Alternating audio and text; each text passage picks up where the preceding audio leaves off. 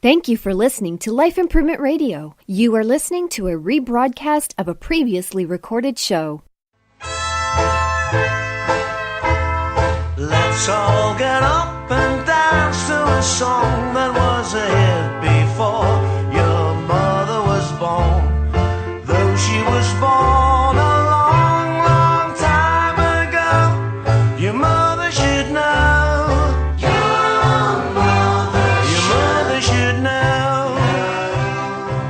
Good morning. This is Beverly Harity broadcasting from beautiful St. Petersburg, Florida. It's a glorious day here, and you're listening to Let's Talk Life on Life Improvement Radio.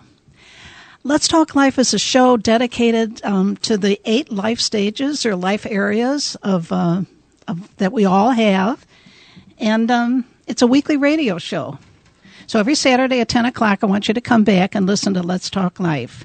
We're going to talk about self, family, relationships, spirituality, community, health, work, and play. Those are the 8 primary life areas. Each week I'll introduce a topic for discussion. Guest panelists and call-ins are welcome. They can share their perspective on the subject. So if you're listening, don't be shy. Call in at 727-498-8580. Sharing stories will be encouraged, especially examples of problem solving or overcoming obstacles. This show is designed to build community for mutual support and personal growth.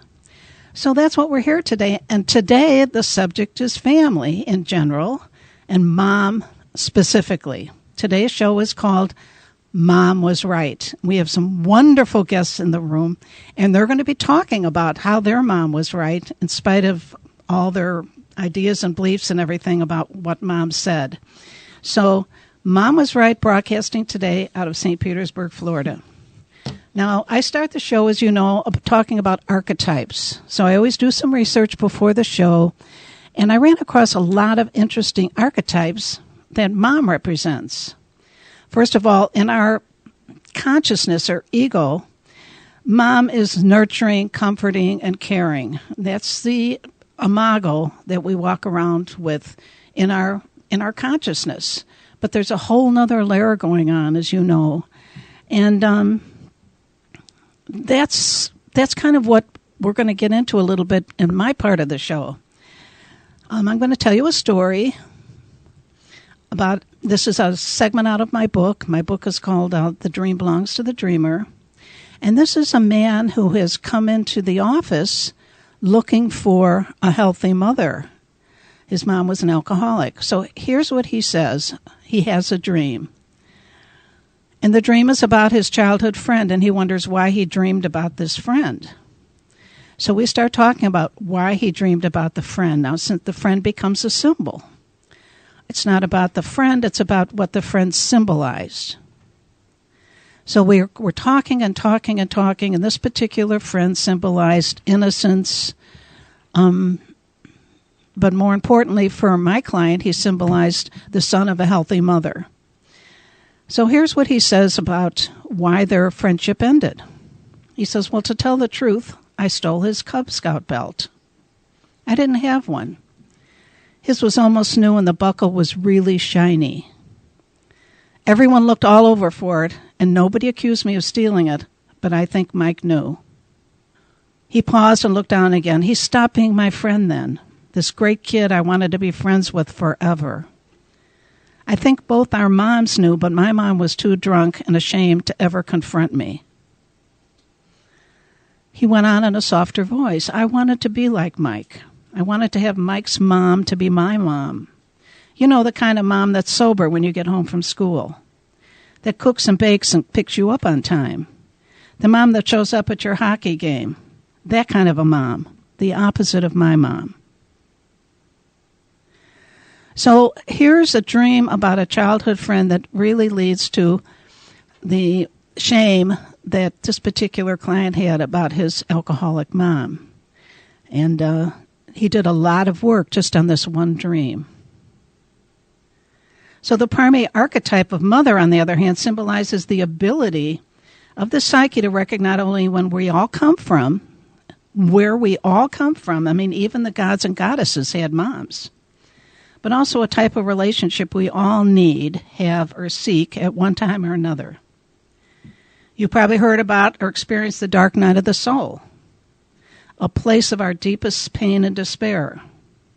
That's the place where we all cry out for Mom, a place where we need unconditional love, comfort, caring, and support.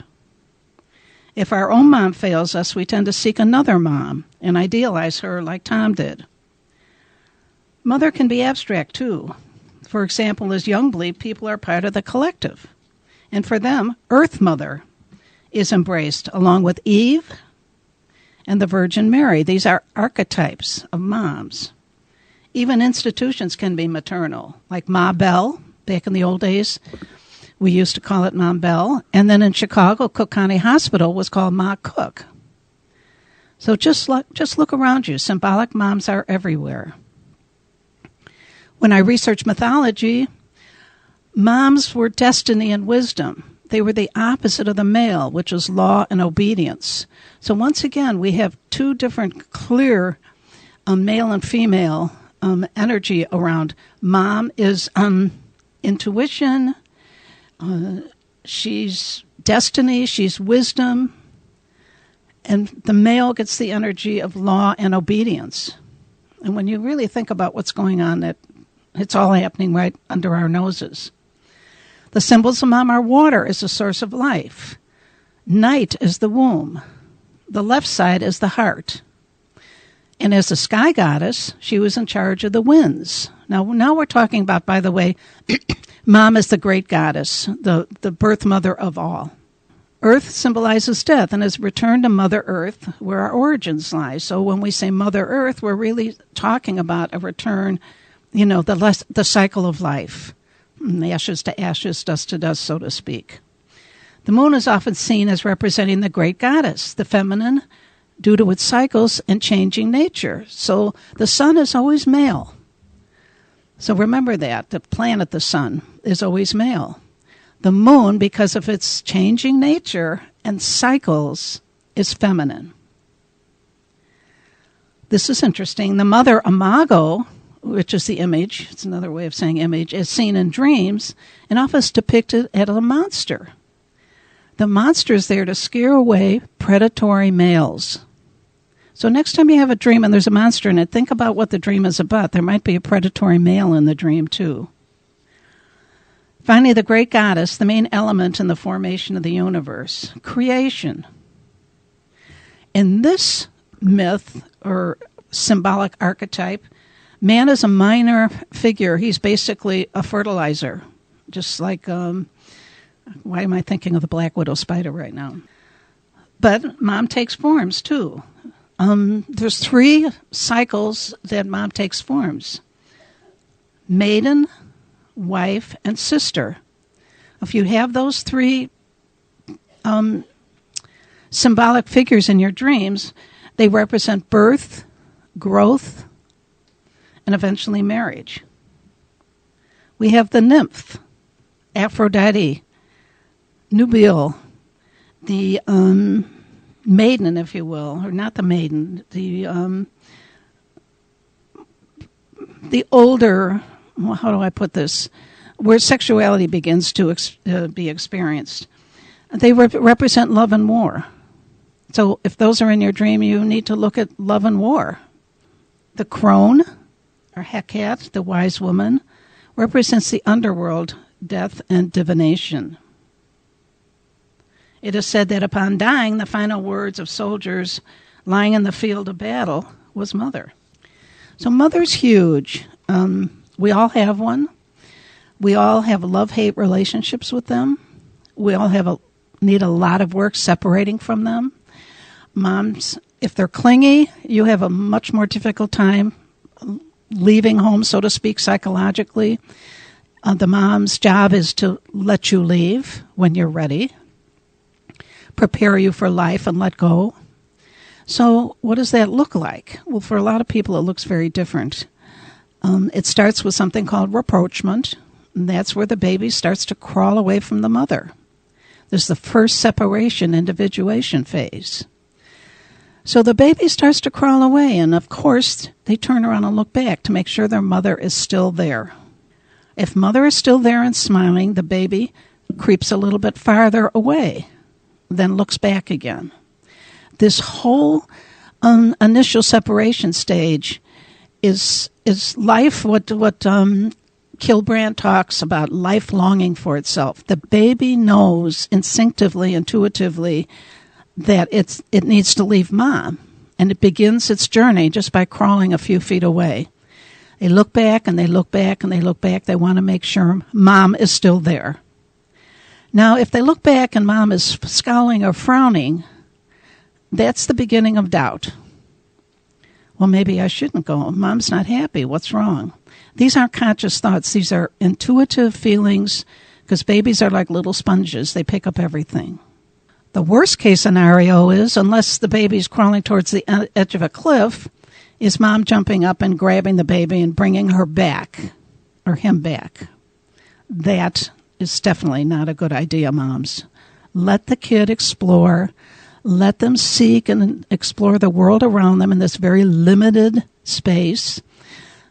It's very important that they get the signals from you that it's okay to go. Because from this point on, their whole life is about individuation and separation. They need you, of course, but they also need to leave. And so when it's time to leave, let them go. That's the best advice I can give you. Just let them go. I think Kilbrand also says something else I love. He says, your children are not your children. They are the sons and daughters of life's longing for itself.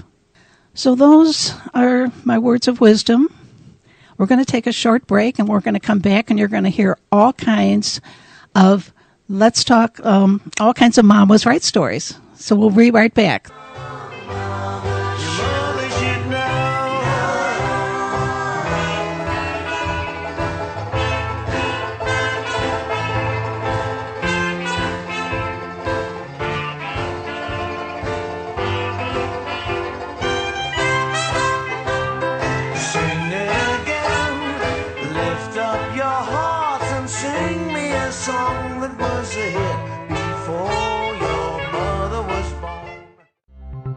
Who knows about your product or service? How do you reach your customers? On-air and online advertising opportunities are available with lifeimprovementradio.com and are much more affordable than you may think. Call 727-698-0112 or email info@lifeimprovementradio.com for rates and more information. Okay, we're back, and my first guest today, who's already with her Mom Was Right stories, is a dear friend of mine, and her name is Jill Place, and the next voice you hear is going to be Jill's. So I had a totally different story in mind to tell you, Velva, but when you started talking about the individuation and mom's letting go, it reminded me of something else that my mom was definitely right about. But I think when it came around, she wasn't quite so ready to accept that she had been right about it. So I grew up in the Deep South. My mom was a single mother before that was an accepted thing to do, extremely strong, and wanted me to learn to be independent. So all my life, from the time I was really little, all I heard my mom saying was, grow up and get out of here. If you stay in this area, in this town, you'll never be anything except somebody's secretary. Grow up and get out of here. She didn't say those kinds of things to my brother, just to me, right? So I hear it forever. I reached my mid-20s, already living, on my own, working and everything. And I come home one day all excited and tell my mom, I'm doing it. I'm getting out of here, right? I got a job, and I was in Alabama. I got a job in Honolulu, Hawaii. I'm expecting my mom to be thrilled because I'm doing what she's told me is the right thing to do, and I'm taking off. She went into a complete panic. What? You can't do that. What are you talking about? I'm like, what is wrong with you? That's what you've told me all my life. And, right. So she was all freaked out and wound up saying, it's kind of funny, but I meant somewhere like Atlanta where you can drive home every weekend, Like, no, Mom, I really listened to what you said, and I'm going. And anyhow, she was right all along to put that in me and to do that for me, and didn't really understand what she was telling me, I think, when I took her word for it and took off. And anyhow, the bottom line is my mom was definitely right about that. It completely changed my life to go to different places, and I've been doing that ever since. And my mom did accept it and came along with me quite often on trips and visiting and those sorts of things. But anyhow, she was definitely right about that. And your separation thing made me chuckle that, sometimes moms may be saying, go, go, go, but they really want to hold on anyway. Yes, I understand that. Believe me, I understand that. It's called the undifferentiated ego mass. When the families don't separate, that's literally what it's called, because nobody's individuated fully. Mm-hmm. And they're all they all live in the same block, stuff like that. Right. I mean, it's fine. I'm just saying that the whole idea of life is to go get it. And when life calls, you better answer. Absolutely. Do you want to share your second story? My second one, was the one that I had prepared for, and this came back to I sort of, when I was young, thought my mom was tough. She was kind of harsh, And when we would be little children, and I've since recognized that this is probably one of the most powerful, meaningful things that she ever really put in us, that I used to think was, geez, take it easy, right? Yeah. So as little children, we would do something wrong, and come with tears and say, oh, I'm so sorry, Mama. And that was never, ever good enough. Her response was, apologies and promises don't mean anything to me. It's your actions that show where your heart is. Gee, I say that to my kids all the time. Right. It's so true. And I can't tell you how many times through my life I've repeated that, and it's very true. If we could only learn to think about what we're doing before we do something. Well, it's funny. We wouldn't have to apologize. Well, exactly. And now my father is coming into my head saying, hey, talk is cheap. Right. Right. So. I guess there are some archetypal messages. Jill, this has been wonderful. Thank you. Thank you so much. There's great stories. It's fun. Okay, we're going to shift gears now. Good morning, Velva. How are you? Good morning. This is Cindy Stoffel, and she's got some great stuff, too. Well, my mom's name is Patricia Reese. She's 82 years old, and I've been thinking a lot about these stories even before I heard from you, so I was so happy that you were doing this because it gave me an opportunity to talk about her. She's older now. She's losing her memory. Dementia is kind of setting in. I know. But it's put me in mind of the great life that she gave us and all of the things that she taught me along the way. The first story that I had was, it's about relationships. And I've been in and out of love, like most of us, through the course of my life. But when I was 21 years old was my first really serious relationship where I was really in love. And it was a long-term relationship. And it was fraught with complications and games and on again, off again. And my heart was invariably broken probably once every 2 weeks. And there was a point in time where my mother sat me down and she said, I want to tell you this, because she was never the type to interfere or, she waited for her advice to be solicited for the most part. And she said, she's a rare mom. I know. That's really true. Yeah. She said, I just want you to know that when a man loves you, when a man is in love with you, he will be there. He will call. He will show up. He will want to be with you. I don't know how to make it any clearer to you than that. There won't be this angst and this strife and this game playing and this, breaking up with you the day before Valentine's Day kind of drama that was always seemed to be the case. And she was absolutely right, because years later, when I finally did come across that kind of relationship, I remember exactly what she said, because that's how it was. He called. He showed up. He let me know that he wanted to be there. And when Greg Barron from Sex and the City came along and wrote, "He's just not that into you," I thought, he has nothing on my mom. Bravo. Oh, Cindy, that's a wonderful story. Thank you. Thank you. I love it. My mom's advice are two things. If a man drops you, consider yourself lucky. That was one of her advices. Stay in control around men. But you're right, because of all the male clients I had, when they were in love, they were in love, and you absolutely knew it. Okay. Thank you, Cindy, so much. All right, let's hear from Bill Veer. Good morning, darling. Good morning, Bill. Thank you for coming. having. No, thank you for having me. And I've got my lovely daughter Marissa here with me for Mother's Day, and mine kind of goes hand in hand with your previous guest. It's about relationships and it's about character. And character. I grew up in a little mill town up in Massachusetts. It's pretty much where the Industrial Revolution started. These huge mills, and they actually built homes for their workers. So there's before huge row houses. So you'd have tons and tons of people living in these small areas. And when we were kids growing up back in the 70s, this is back when we came home when the street lights came on, type deal. So we were never home. But my mother was the caretaker of the house. My father had his own business, so Mom pretty much was everything. And she would sit me down every now and again. She'd say, that guy's a little rough. You really shouldn't be hanging out with that guy. And you just blow it off and go off and do your own thing. But she was right. Yeah, 6 months later, he's in the back of a cruiser going, she tried to teach me to watch who I was hanging with. Because as you get older, life slows down and you really see people for who they are. But when you're 12 years old, you have no idea. You think he's the greatest thing going. That's the beginning of discernment. Yes, exactly. And then it actually even carried on to the dating world, and she was dead against me dating this one particular girl.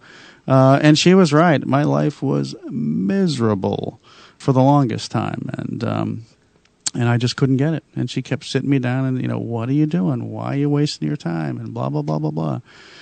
And when you're at that age, you think you know everything. But what age was that? This is probably 17. But Mom was right. There's no question about it. And it would have saved me a lot of heartache. But, like they say, you've got to learn on your own and do those things. But I got a million stories. In fact, Marissa was kind of teasing me to tell some of the funnier stories, but we don't think we have time for that. But maybe another story. Well, my mother was an avid. This is bizarre though. An avid.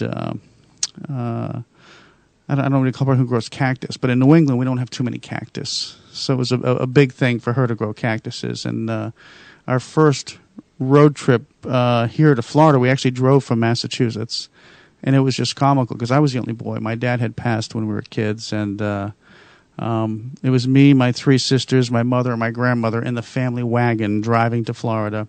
And we were here in Orlando. It's a Sheridan now, and they decided to go out and pluck a few pieces to bring back to add to the collection when she fell in. Oh. Yes. And let's just say she was full of thorns, and the squealing was heard all night as they were removing cactus thorns, and that just cracks her up. So, as you can well imagine. Yes. Well, sometimes our advice goes wrong. It went really wrong that day, because I can't tell you how many times we were lectured about morals and, being the good little Irish Catholic family that we were. And not stealing cactus. Yes.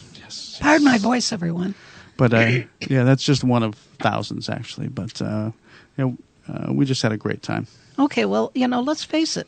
A lot of moms and dads say, hey, do as I say, not as I do. And that's a great example of that. We still laugh about it today, and that was 30 years ago. Tell me just one thing before you're finished. When was Mom absolutely wrong? Absolutely wrong? I don't think ever that I know of. Okay. Well, I mean, there were some times, but for the most part, it was tough growing up. There was 4 kids and no dad, and it was, we all kind of stuck together. And now she was right on some of my friends. I'm still friends with them to this day. I met them when I was 5, 6 years old. And she loved them to death. So I probably should have followed her advice and grabbed more of those. That's good. Friends are hard. Yes. They're very hard. Right. I but she knew.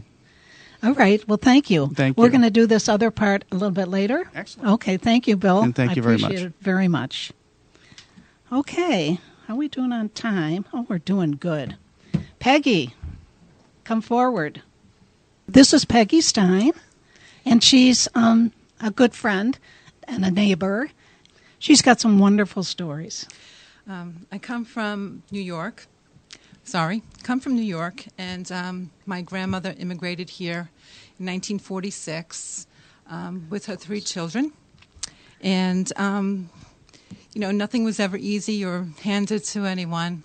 And I was always very close with my grandmother. You talked about how if your mother isn't all that good, you look for another. So I kind of gravitated more toward my grandmother than my own mother at parts of my life. Anyway, one of the best things I think she taught me was about hard work. She got up every morning and she went to work on Madison Avenue in New York City. And if you've watched Mad Men, that's what it was like back then in the 60s and 70s. My grandmother, you would have thought she was a secretary or administrative officer or someone walking in her black and white heels and her raincoat and her briefcase and umbrella. And she was just always styling it and looking important. And she'd walk into this men's shop on Madison Avenue, go down in the basement, undress and put on a house coat. And she was just a seamstress doing the tailoring on all these Mad Men suits. But she always said, you have to work hard no matter what your job is. It doesn't matter if you can read and write and you're important, or if you can't read or write and you're not that important. You always have to do your best job. And that's resonated with me and my children, I think. And hopefully generations to come, this will just keep being something that'll go on with all of us. So that's my grandmother. My mother's advice to me was, nothing good ever happens after curfew. So, and We've all heard that one. Yeah, that was the original story. And I remember, going back to my grandmother again. My mother didn't come home on time one night, and this is a story my mom told me. She said, my grandmother came looking for her.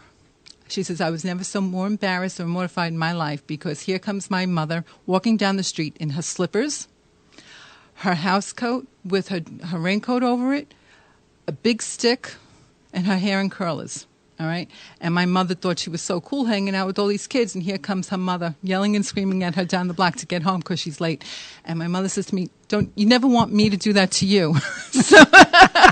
So make sure you're home. And I always had the earliest curfew out of everybody, at least an hour earlier than everybody else. And it's true. Everything that bad happened to my friends hanging out in Brooklyn, New York in the 70s with the drugs and the gangs and whatever, all the bad stuff always happened after I got home. And I used to fight her. Like every year, it's like every school year, I'd get another half hour. And I'd say, but so-and-so's staying out late. I don't care. Nothing good happens after you get home, And a friend of mine was murdered. I missed that. I missed the kids getting arrested, the older kids who came and hung out with the drugs in their pocket, So I missed all that stuff. I was home watching sitcoms with my mother. But it was really good advice. And me as a mom said to my children, nothing good ever happens after curfew. And they always had a curfew as well. And my daughter, who went away to college and would come home during, break or summer, and even after she graduated and came home, I still told her, you have a curfew. And it had to be later than mine ever was, because kids don't go out until 10 o'clock. I was home by 10. They don't go out until 10. So my daughter's comment to this question was, nothing ever good happened after 2 a.m. So well, when I was in Chicago, it was after midnight. Mm-hmm. But I know the street changed. I was out a lot socializing, and there was a definite shift in energy on the street. You can't articulate it, but you can feel it. Mm-hmm. And I think that's when, all the, stuff started to unfold, and there was a different energy in the air. Yeah, and definitely. It was usually about 11. Yeah. Well, at least when I was growing up. I was always home by then, that's for sure. I didn't stop having a curfew until I got married. It's probably why I got married at 20, but... So I have more, so if you need me to fill in. Okay, All thank right, you. Thank you. That was wonderful. Thank you so very, very much. We're going to take a brief break. Your mother should know. Sing it again. Let's all get up and dance to a song that was a hit before your mother was born. Though she was born a long, long time ago, your mother should know. Your mother should know. LifeImprovementRadio.com would like to thank all of our listeners for your continued support. Please make sure you follow us on Facebook and Twitter to keep up to date with all of our shows, events, and local appearances. We're back with the lovely Stacy Mendoza, and she's got some great stories, and I'm going to let her get right to it because we've got other guests too, and I've got some stories, and maybe Peggy will get a chance to finish her stories, and we have to read the stories that people sent us, so we've got kind of a full agenda. So you're on, Stacy. Hi, Velva. Hi. So my story is about a family vacation. What's a mother's story without a family vacation story, right? Okay, great. So one summer we went to California for the summer, and my dad wanted to take a road trip from Los Angeles all the way to Tahoe. Well, we never made it to Tahoe, partly my fault. We ended up at the Sequoia Redwood National Forest. Beautiful. It was absolutely gorgeous, and Did you drive through the tree? Drive through the tree? No. No, there's a tree there. We walked through it. Oh, okay. Yeah. Okay. So right when you're pulling up, and all these beautiful trees, and I was so excited, and I had a younger sister, and we paid to take this tour of this beautiful forest, and I was so excited and love nature, and I needed to use the restroom, the facilities, and there was pebbles everywhere all over the ground, so I start skipping, and I hear my mother yelling, "Don't skip, stop running," and I'm thinking, why is she saying that? And I keep going, I'm skipping around, and she's like, "You're gonna slip and fall, the pebbles," and right when she said that, I just ate it. And I ripped up my whole entire leg. And I was trying not to cry because I was embarrassed. So I went to the bathroom and tried to clean it up, and it stung so badly. So, of course, my dad's like, "Well, we need to leave." And I'm like, no, I want to, go on with the tour. So, we start on the tour, and, flies are flying around my leg. And I'm limping, and about 30 minutes in, my dad's like, "That's ridiculous. Let's just go. This is the last family road trip I ever take." Well, listen, kids are kids. What are you going to do? Kids are kids. You should have listened to Mom. Yeah. Well, I guess so. But then what happened? We turned around. We went home. That's it. It ruined the whole day. Did it ruin the whole day? Yeah. Okay. Did it ruin your life? No. Did you ever skip again on stones? No. Okay. And to this day, I'm careful. And I bet you tell your daughter the same thing. I did, and I tell her this story. In fact, when I asked my mother, "Mom, can you think of a story for this show?" And she came up with the exact same story. So I figured if we both came up with the same story, and if that's all we got, I guess I was a pretty good kid. Yeah, I think so too. Thank you. Okay, you're a great mom. Thank you. Okay, thank you, Stacy. Thank you. You're welcome. Well, we have Emilio, and Emilio is a wonderful person, but in addition to being a wonderful person, he's a terrific chef. Give a shout out to Emilio anytime you want, and contact me. And if you want a catered party or anything sexy like that, just let me know, and I'll call Emilio. And of course, there'll be a finder's fee, of course. And okay, Emilio. Well, thank you, Velva. Hello. Hello. How are you doing? I'm doing good. Great. So you want to hear about my mom was right story? I think that's why we're here. Okay. Cool. Okay, I get it. Well, mine is about my mother telling me many times over to believe in myself. And my mother always had a way of going ahead and telling me that things were going to be all right.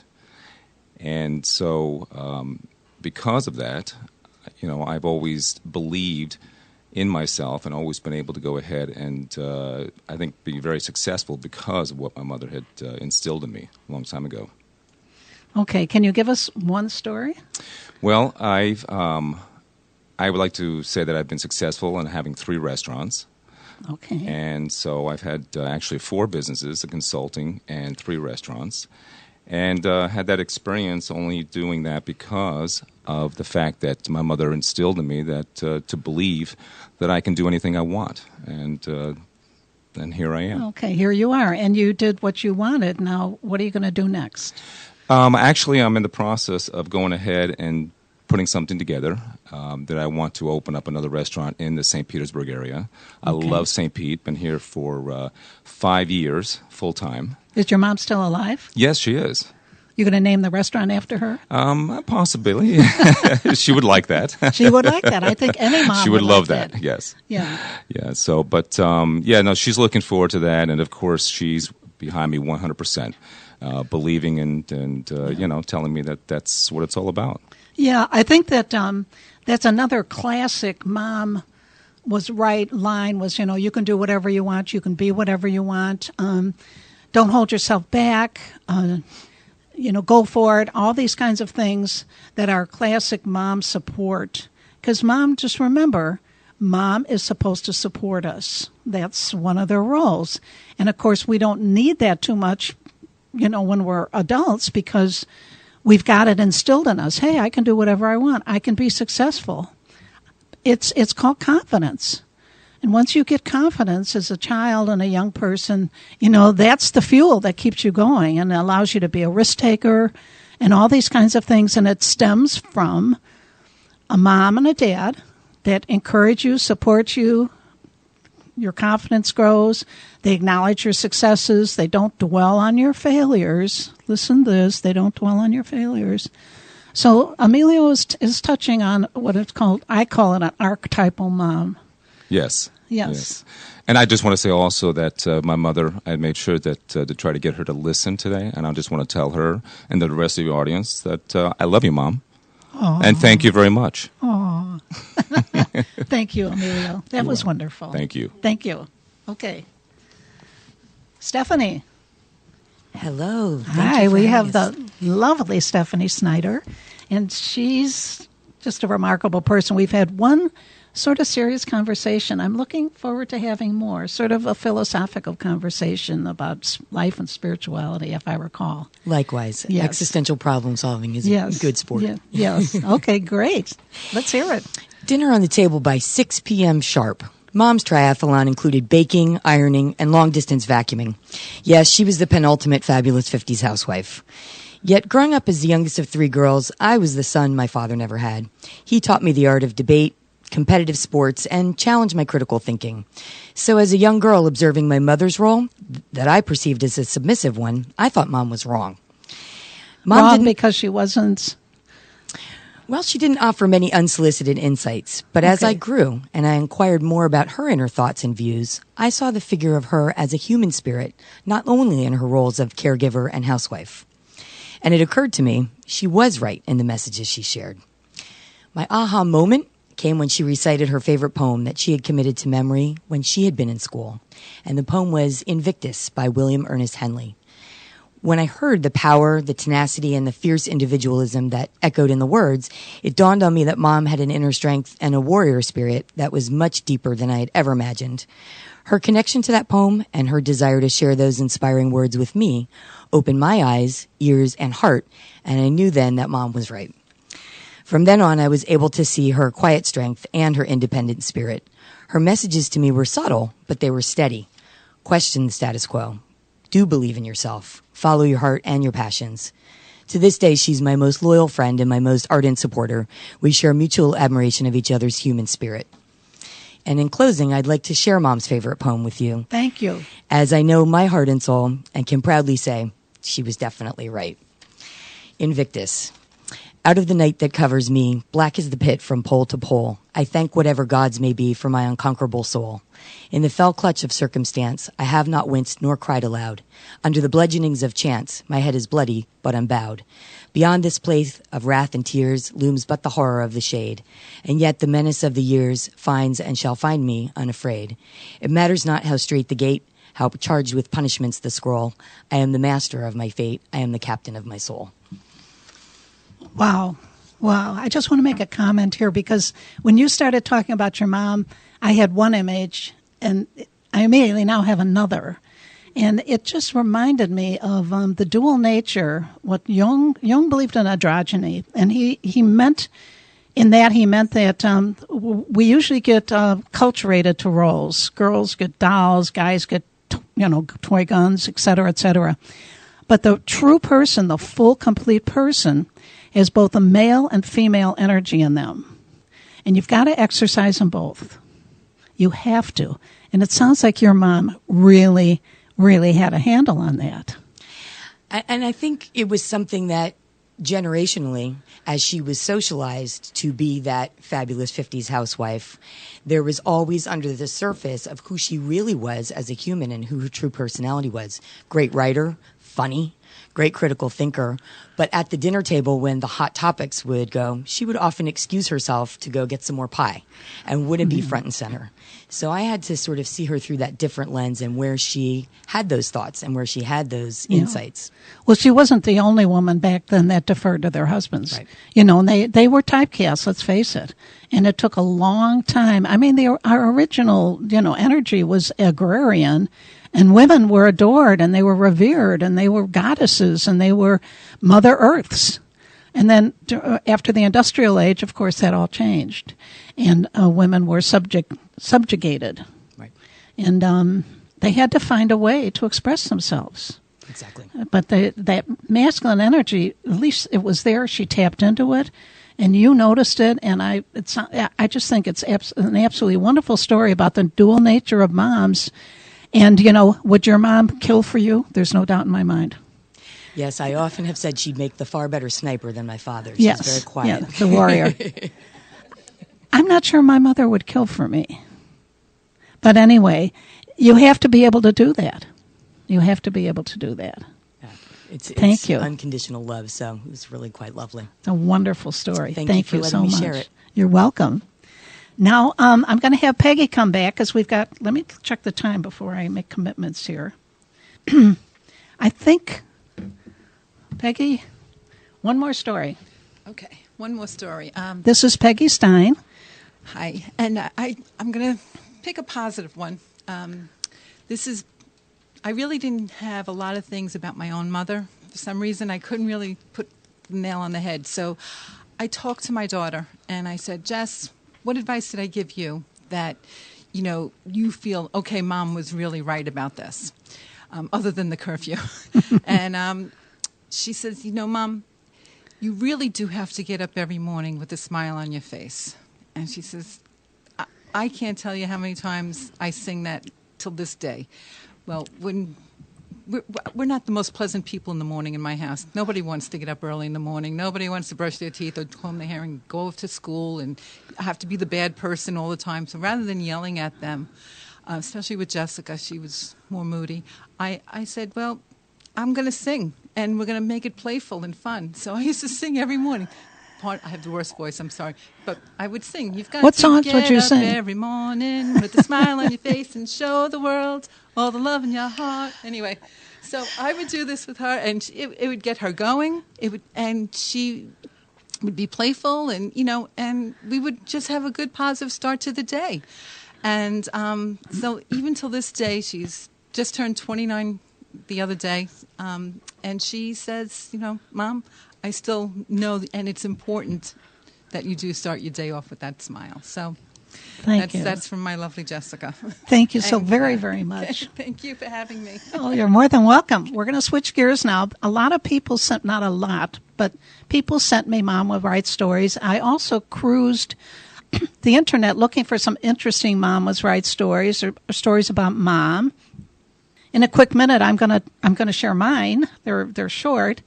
But on dating, I have a scar on my left hand. So Mom used to say, don't worry about the scar on your hand. The right man, the man for you, will kiss it.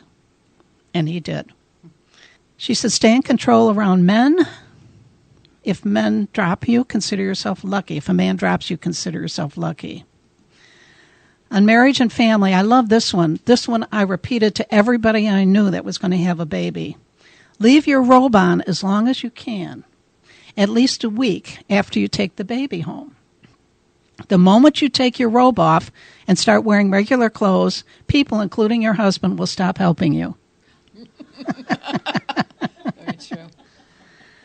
Never wake a sleeping baby. Now, my mom had certain beliefs, okay, and these here they are. Find a German to repair your appliances, an Italian to help you decorate your house, and a Frenchman to stock your kitchen. That was one of her things. Put enough money away for yourself just in case. So I had a stash, I had a nice little stash, and I wound up needing it. On the dark side, she always would tell me, stay away from your Uncle John. I guess I did have a funny uncle. On life and work, always return something you borrowed in better shape than when you borrowed it. Dress the part, which reminds me, Peggy, of your mom in her suit going to work. Get an education, the more the better. And this one has been a big challenge for me because you pay a price for this one, but I was willing to pay it. She would say it's more important to be effective than to be popular. So those are my mom was right. Okay, now we're going to share some other mom right stories, and I'm going to ask, who's got a mom was right story? All right, would you start? These are stories. Everybody that's got a mom was right story, why don't you come around the table? Okay, who else has a mom was right story? Emilio? Yes. I think I've mentioned the name of the person who's sent me the story. So if there's a name after your story, please share the name. Go ahead.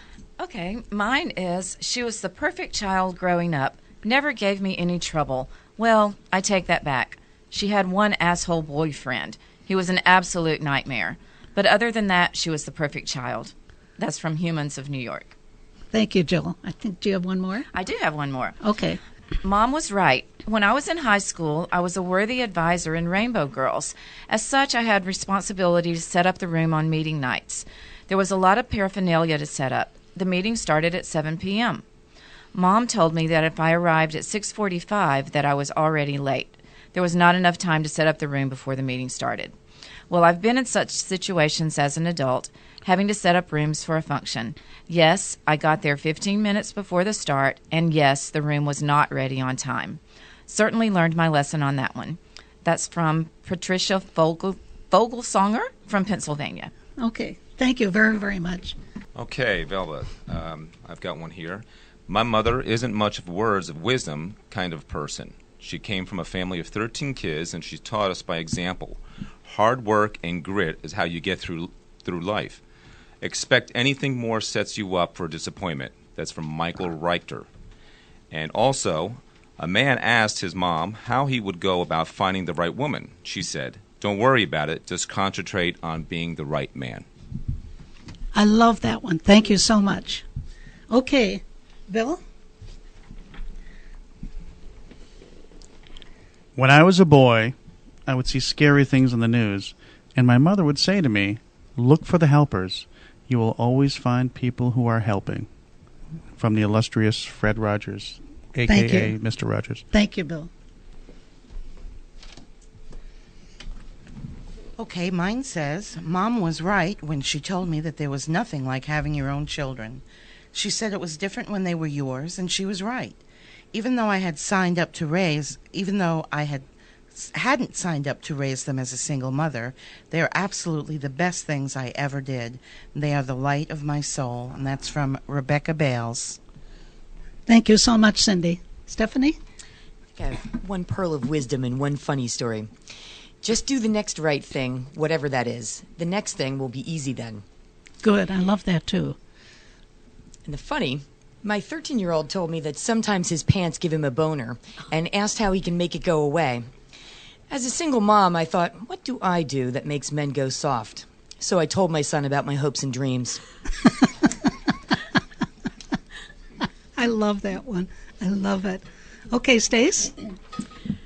My mom has made it possible for me to be who I am. Her greatest skill was encouraging me to find my own person and own independence, and that was written by Charlize Theron. Ah, okay. Go ahead. And the other one is take a picture of the tattoo you want and look at it every chance you get for a year. I like that one. I love that one, too. Well, okay. You've all been wonderful. I'm going to wrap the show. Is there anything anybody else wants to say? We've got a show coming right on our heels, so I want to make sure that we're out of here on time. So here we are. This has been an exciting... Do we have any call-ins, Eric, by chance? Or okay. Everybody's and listening with rapt attention, I imagine, even on this beautiful Saturday. I have a feeling this is a podcast that's going to go for a long time. And is it fair to say that we'll be rebroadcasting 6 times? Okay, over the weekend. And then the show goes into podcast in about 2 weeks. So you can hear yourselves at least 6 times if you want over the weekend. The times will be on my Facebook page. So check my Facebook page and see what times, that the shows are going to be podcasts, rebroadcast. They're usually odd times, but, set your alarm if you need to. Okay, so Mom was right. And I guess I'm interested in one last thing. If anybody has a Mom was wrong story, I think it's okay to speak now because we've adorized her all hour, so it's okay. I'm going to ask Eric, by the way, for Mom was right story because he signed on for this before we do a Mom was wrong. So you're on, Eric. I have quite a few. I have a large family I was sharing before the show. I have 7 sisters and 2 brothers. So there was a lot of stories. One of the most important lessons my mom taught me was to live life through humor. Always find humor in the negative and the bad, and when things are tough, find humor. And there's a funny story we passed around the dinner table. My brother was about 6 or 7 years old. He was having some issues with dyslexia, and he couldn't really read.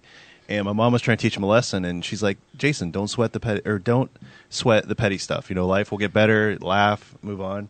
And he couldn't quite enunciate it properly, so he called it "don't pet the sweaty stuff." So we've had this family joke for better part of 30 years that we say when things get tough, "Don't pet the sweaty stuff. It'll be okay." So that's been a funny story we shared for years. That is. Okay, I think we're done. I'm going to wrap this baby up. Thank you very, very much for listening. I look forward to comments. I get a lot of comments online. I get a lot of comments and email and things. Someday somebody's going to comment when the show is actually on. But I'm looking forward to that day. I think I've had 3 comments in the whole history of the show. And how many listeners are there now?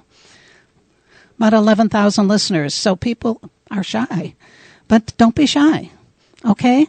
I'll see you next week. We're going to have a Carol Hasbrook, and she's going to walk dance up the street into the studio, and we're going to talk about dance walking or walk dancing. And so brush up a little bit on that and listen next week. Carol's delightful, and she has some fun stories about it. And I'll see you next week. Thanks for listening.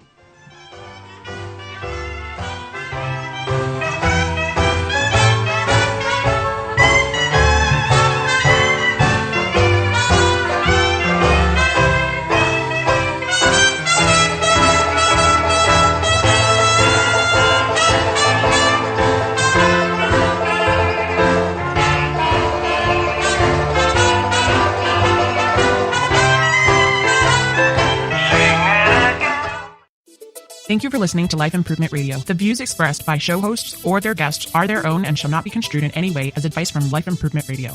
We make no recommendations or endorsements for radio show programs, services, or products mentioned on air or on our website. Personal perspectives expressed by the producers, writers, or editors will always be presented as such. Any rebroadcast or retransmission without the expressed written consent of Life Improvement Radio is strictly prohibited. Thanks for listening.